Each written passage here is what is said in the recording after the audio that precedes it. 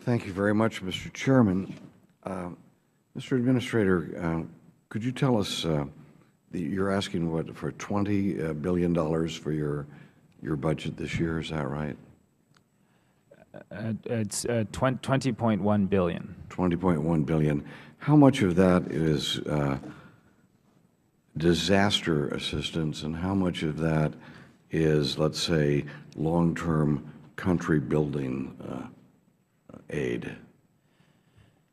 Well, sir, it depends a bit on how we count the accounts, and one of the things we've tried to do is use disaster assistance to support longer-term systemic development. So in the Philippines, we got the energy system and the water system back up and running within a few weeks, and we did that using a combination of disaster funds and development assistance. But in general, our humanitarian accounts are called IDA, International Disaster Assistance, Food for Peace, and a number of other accounts, and they probably total maybe 4 billion, 3 to 4 billion in total, depending on which accounts you look at. 20% would be disaster assistance of what you're asking for in the budget. I wouldn't state it that way, but we could come back and be precise about the answers. But yes, it's a portion of the $20 billion. Yeah, let me just say that I believe that the American people are we're not stingy people, and we have a heart for people who are suffering anywhere in the world. And certainly when people go through natural disasters or even disasters that are caused by human action, lending a helping hand to get over that emergency is certainly something that none of us, and I think the American people would oppose, the American people would support, even though we are $500 billion in the red every year. Our overall budget, we're spending $500 billion more, so every cent that we're spending, we're, in a way, much of that's in borrowed money from somebody else in order to give it to somebody else. But for disaster assistance, that's understandable. Long-term country building aid, however, at a time when we are borrowing this money for have our own economy survive, does not make as much sense to me, or I believe to the American people. And often it's done in a way that is just absolutely atrocious, and I would like to challenge one aspect of that today, and that is the money that we plan, and I see that the administration is planning to provide, at least you're requesting, $882 million in aid for Pakistan. And let me just note that Pakistan arrested and is still holding and brutalizing Dr. Afridi, who helped us identify and locate Osama bin Laden, who was responsible for slaughtering 3,000 Americans. I consider his arrest and his continued incarceration to be a hostile act by Pakistan against the United States. And I don't see how anybody else could think of it as anything else.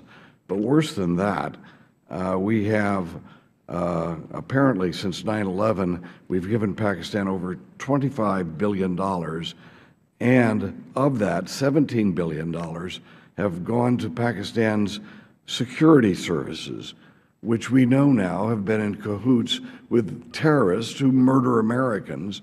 And even worse, perhaps, we have been providing these billions of dollars to Pakistan security services, and they are using billions of dollars of military equipment that we've been giving them in order to conduct a genocidal campaign against the people of Baluchistan and the Sindhis of Pakistan as well.